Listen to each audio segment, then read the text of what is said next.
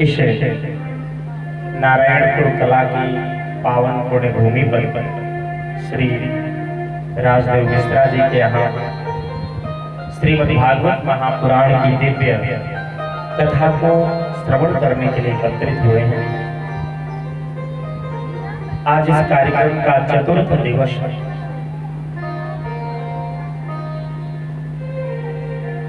मानव जीवन की सार्थकता तभी है जब इस मानव जीवन के माध्यम से, इस मानव देह के माध्यम से हम भगवान की भक्ति करें और भगवान की कृपा को प्राप्त करें, तभी इस मानव जीवन की सार्थकता है। जय हो।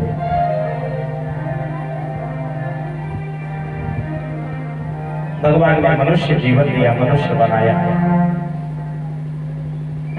मनुष्य जीवन के माध्यम से हमें भगवान की भक्ति करनी चाहिए।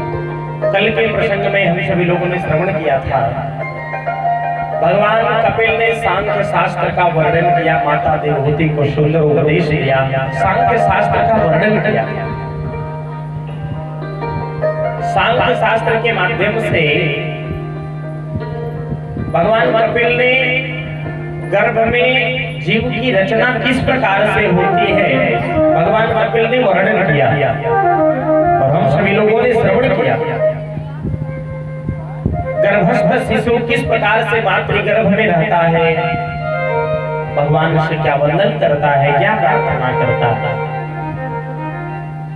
हम सभी लोगों ने गर्भ के अंदर भगवान से यही प्रार्थना किया है कि हे प्रभु, हम संसार में जाने के बाद आपका भजन करेंगे, आपकी भक्ति करेंगे। हर जीव यही भगवान से निवेदन करके और फिर इस संसार में आता है। तो मानव मात्र का जो परम धर्म है, परम कर्तव्य है, मातृगर्भ से जो हमने और आपने भगवान से प्रार्थना किया है, उसे हम सभी लोगों को अपने जीवन में धारण करना चाहिए। हम कथा क्यों श्रवण करते हैं, सत्संग क्यों करते हैं? कि हमारा ये जीवन सुधर जाए।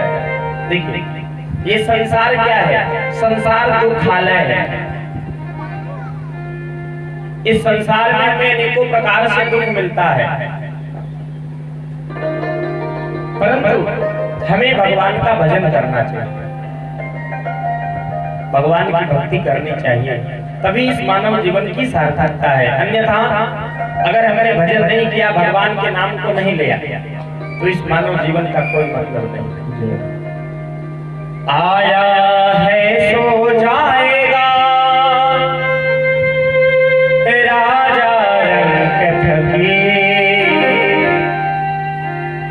कोई सिंहासन चढ़ चला, कोई बधा जंजीर। जो भी संसार में आया है उसे एक दिन ये संसार छोड़कर जाना है।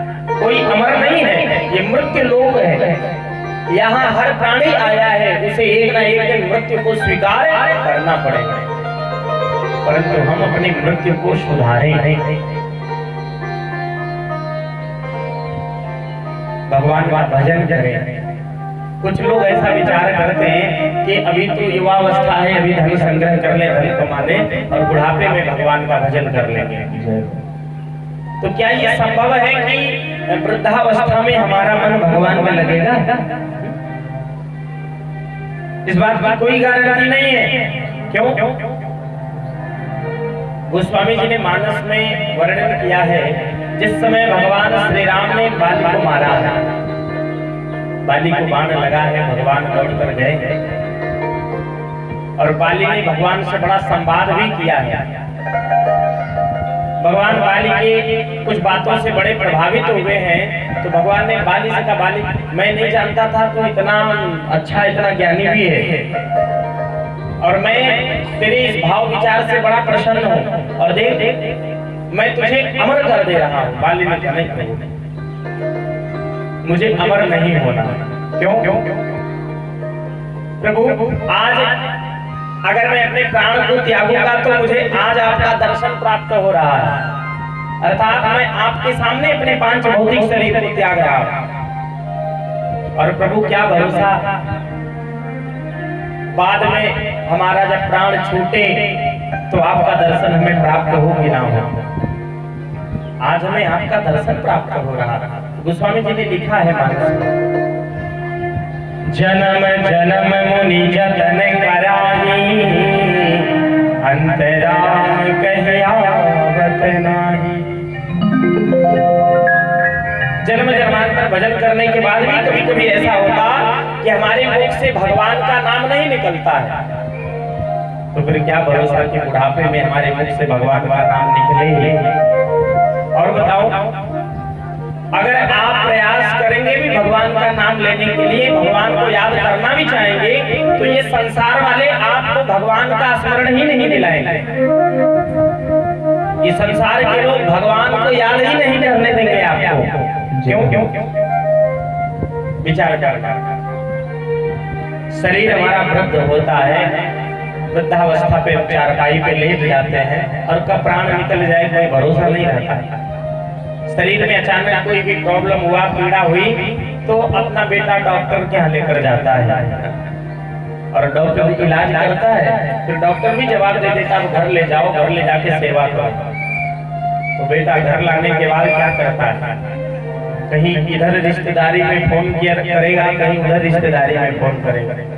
और जब सब लोग एकत्रित हो जाएंगे ना, तो एक एक का हाथ पकड़ के सामने ले आएगा और कहेगा पिताजी पहचान रहे हो, ये आपका नाती है, इसे पहचान रहे हो, ये आपकी बेटी है, इसे पहचान रहे, अपने पड़ोस में रहते हैं।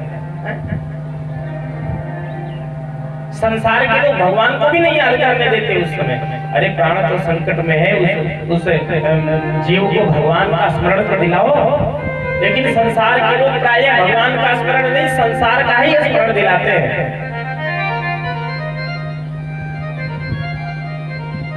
तो भगवान के भजन के लिए कोई आयु की सीमा नहीं है कि जब हमारा बुढ़ापा आ जाए तभी हम भगवान का भजन करें। बुढ़ापे में कोई जरूरी नहीं भगवान में मन लगे।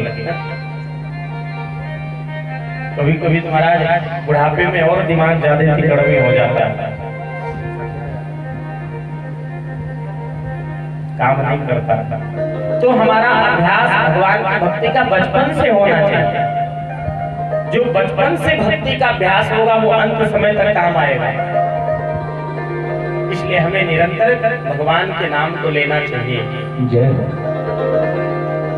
जय मुख राम नाम नहीं याद, जय मुख राम नाम नहीं याद, जय मुख ब्रह्मा जय प्रणाम, जय मुख ब्रह्मा जय प्रणाम, जय मुख राम नाम नहीं याद, जय मुख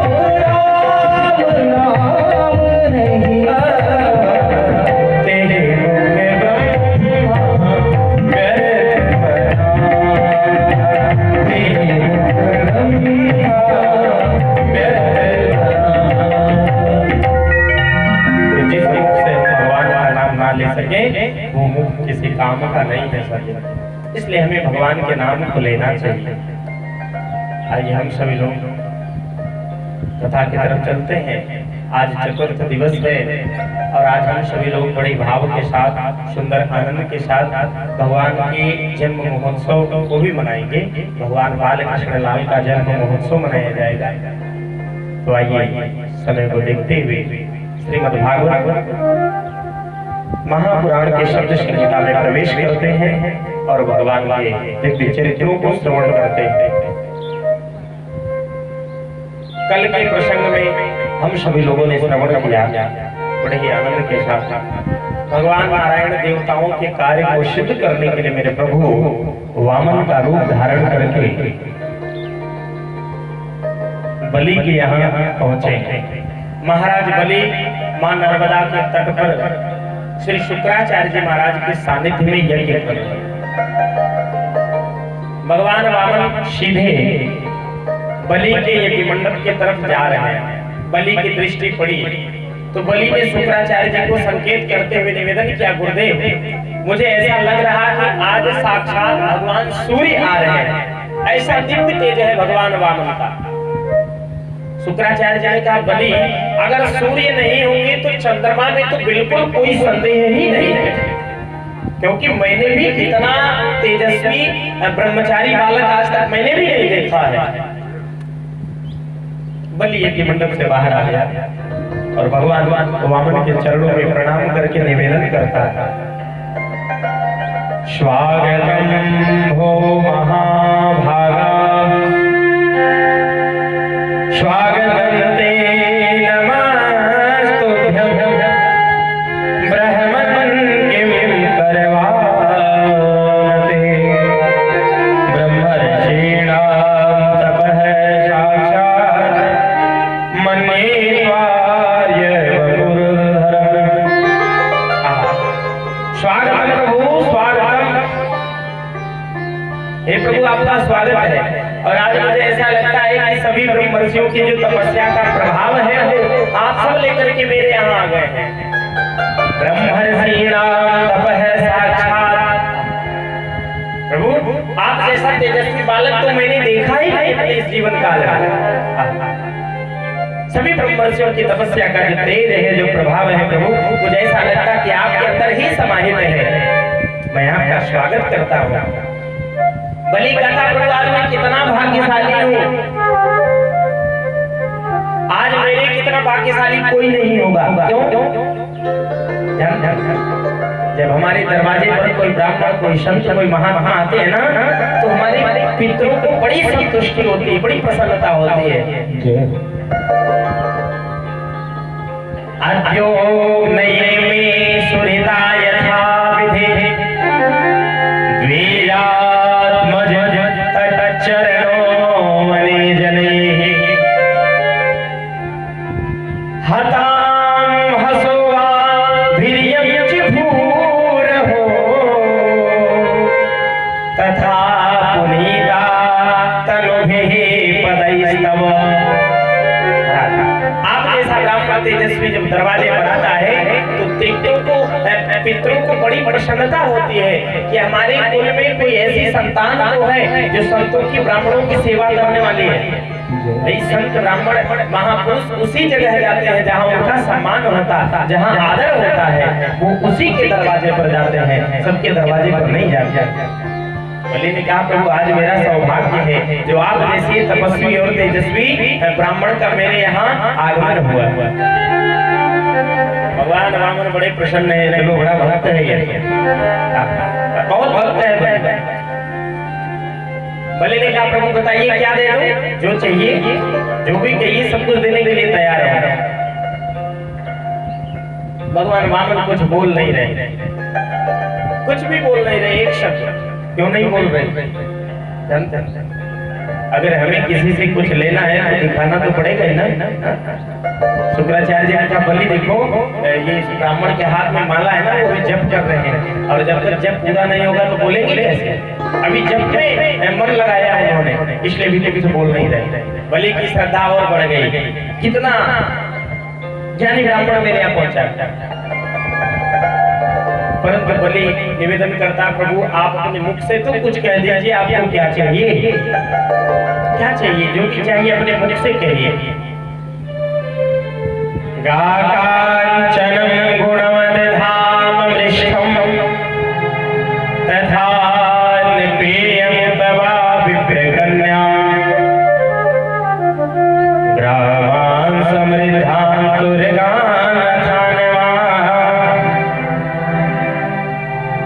रथा सरसता तत्संप्रतीक्षा।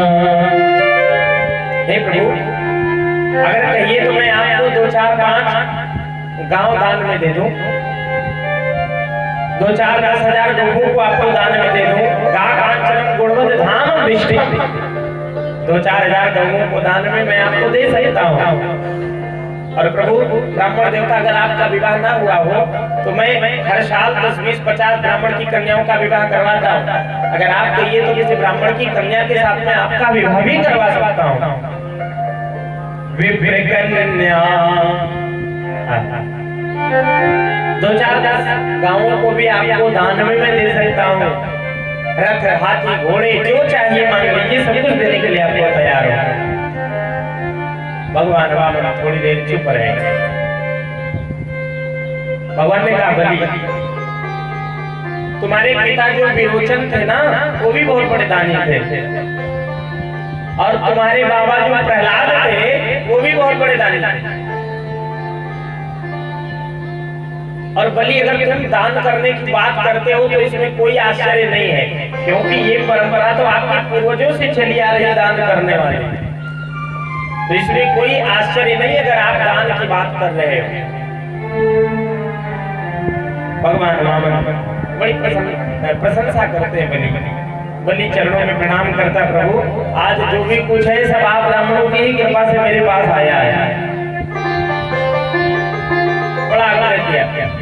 भगवान वामन ने कहा बलि, ठीक है आप दान करने की बात तो कहते हो, लेकिन मैं किसी से कुछ दान नहीं लेता हूँ।